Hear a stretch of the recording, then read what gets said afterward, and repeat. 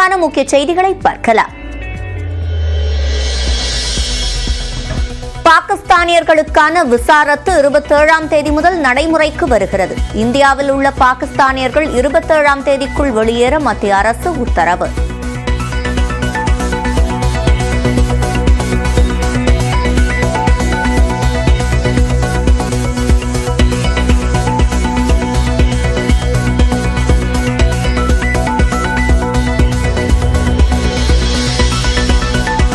தமிழ்நாட்டில் உள்ள பாகிஸ்தானியர்களை கணக்கெடுக்கும் பணி தீவிரம்.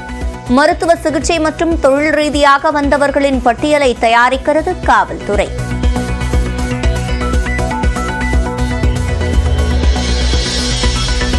குஜராத் மாநிலம் சூரத்தில் போர்க்கப்பலில் இருந்து ஏவுகணையை ஏவி பரிசோதித்த இந்தியா. பாகிஸ்தான் ஏவுகணையை வீசி தாக்கினால் பதிலடி கொடுக்கும் வகையில் தயாராக இருக்க ஒத்திகை.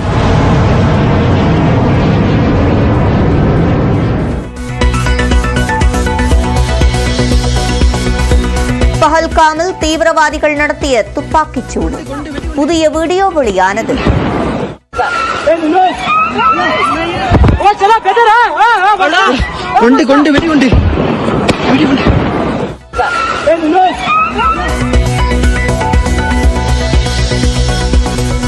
ஜம்மு காஷ்மீர் தாக்குதலில் காயமடைந்த தமிழ்நாட்டைச் சேர்ந்த பரமேஸ்வருக்கு டெல்லி எய்ம்ஸ் மருத்துவமனையில் அனுமதி. ஏர் ஆம்புலன்ஸ் மூலம் டெல்லிக்கு அழைத்து வரப்பட்ட நிலையில் சிகிச்சை. காஷ்மீருக்கு சுற்றுலா சென்றிருந்த மேலும் 50 தமிழர்கள் பாதுகாப்பாக சென்னை திரும்பினர். மாற்று வண்டியில் அழைத்துச் சென்று காஷ்மீர் ஓட்டுநர்கள் தங்கள் உயிரை காத்ததாக பேட்டி. ஆனா எங்களை எல்லாமே சேவா கூட்டி போனதே அந்த டிரைவர்ஸ் உடனே டக்கு டக்குன்னு மாற்று வண்டியில் கூட்டிட்டு போய் உள்ள சேர்த்துட்டாங்க. எங்களை கொண்டு போய் காஷ்மீரில் தாக்குதல் நடத்திய தீவிரவாதிகளுக்கு கனவிலும் நினைத்திராத அளவுக்கு தண்டனை வழங்கப்படும். பீகாரில் நடைபெற்ற பொதுக்கூட்டத்தில் பிரதமர் நரேந்திர மோடி சூளுரை.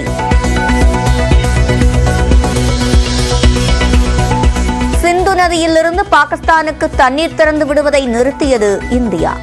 ஒப்பந்தம் நிறுத்தப்பட்ட நிலையில் இந்தியா நடவடிக்கை.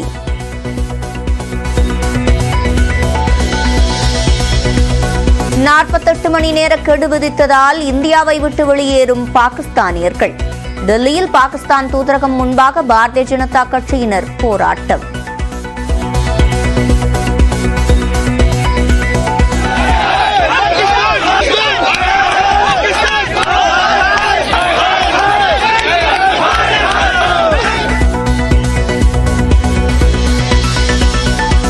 பாகிஸ்தான் அரசின் எக்ஸ் தள பக்கம் இந்தியாவில் முடக்கம். காஷ்மீரில் தீவிரவாதிகள் தாக்குதலை அடுத்து மத்திய அரசின் நடவடிக்கை.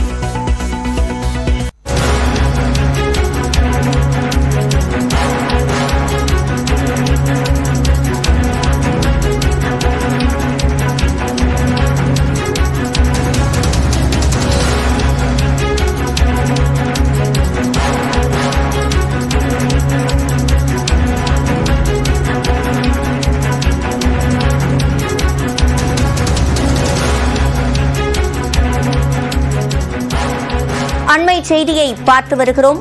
பாகிஸ்தானில் உள்ள இந்தியர்கள் நாடு திரும்ப மத்திய வெளியுறவு அமைச்சகம் தற்போது ஆணை பிறப்பித்திருக்கிறது.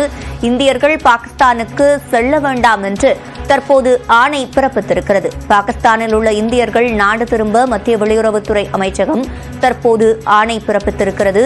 இந்தியர்கள் பாகிஸ்தானுக்கு செல்ல வேண்டாம் என்றும் தற்போது அந்த ஆணையில் கூறியிருக்கிறது. கூடுதல் விவரங்களை செய்தியாளர் சுசித்ராவிடம் கேட்கலாம். சுசித்ரா, அந்த ஆணையின் முழுமையான விவரங்கள். மத்திய வெளியுறவுத்துறை அமைச்சகம் நேற்று எடுக்கப்பட்ட முடிவுகள் அடிப்படையில் பல்வேறு உத்தரவுகளை இந்தியர்களுக்கு தற்பொழுது பிறப்பித்து வருகிறது. மிக முக்கியமாக விசாக்கள் என்பது ஏற்கனவே பாகிஸ்தானியர்களுக்கு கடந்த 27ஆம் தேதி வரை வழங்கப்பட்டுள்ள அந்த விசாக்கள் என்பது 27ஆம் தேதியோடு ரத்து செய்யப்படும் என்ற ஒரு அறிவிப்பையும் மத்திய வெளியுறவுத்துறை அமைச்சகமானது பிறப்பித்துள்ளது. இந்தியர்கள் பாகிஸ்தானில் சென்றிருக்கக்கூடிய இந்தியர்கள் அனைவருமே மே 1ஆம் தேதிக்குள் இந்தியாவிற்கு திரும்ப வேண்டும் எனவும், இந்தியாவில் இருக்கக்கூடிய பாகிஸ்தானியர்களுக்கான அந்த விசா என்பது 27ஆம் தேதியோடு ரத்து செய்யப்படும்.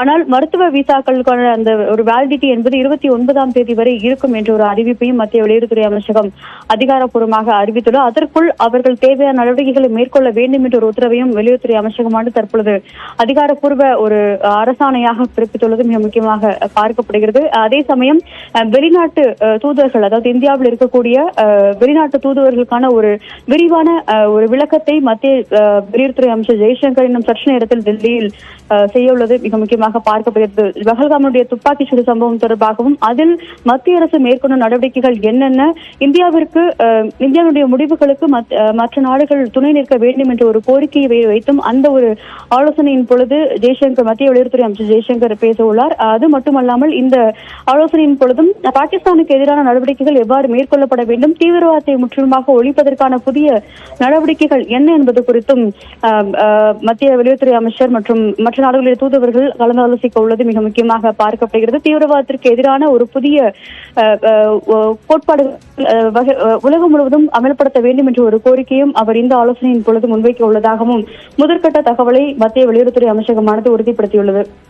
சுசித்ரா, நீங்க இணைப்பிலேயே காத்திருங்க.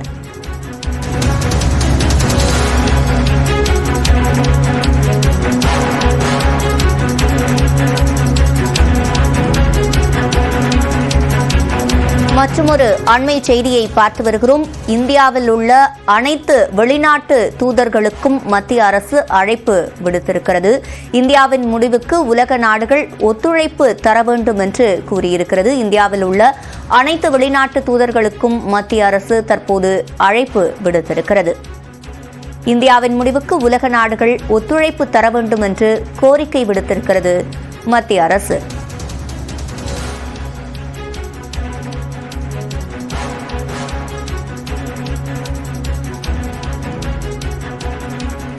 தற்போது நம்மிடையே இணைப்பில் லெப்டினன்ட் நரசிம்மன், முன்னாள் தேசிய பாதுகாப்பு ஆலோசக உறுப்பினர் இருக்கிறார். அவரிடம் பேசலாம். வணக்கம் திரு நரசிம்மன்.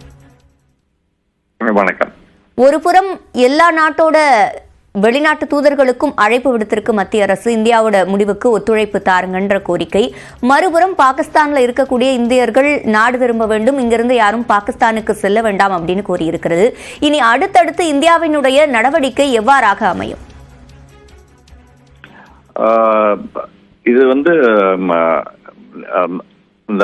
அந்த பஹல்காம் அந்த ஏரியால நடந்த ஒரு தீவிரவாத சம்பவத்தினால ஏற்பட்ட ஒரு விளைவு இது.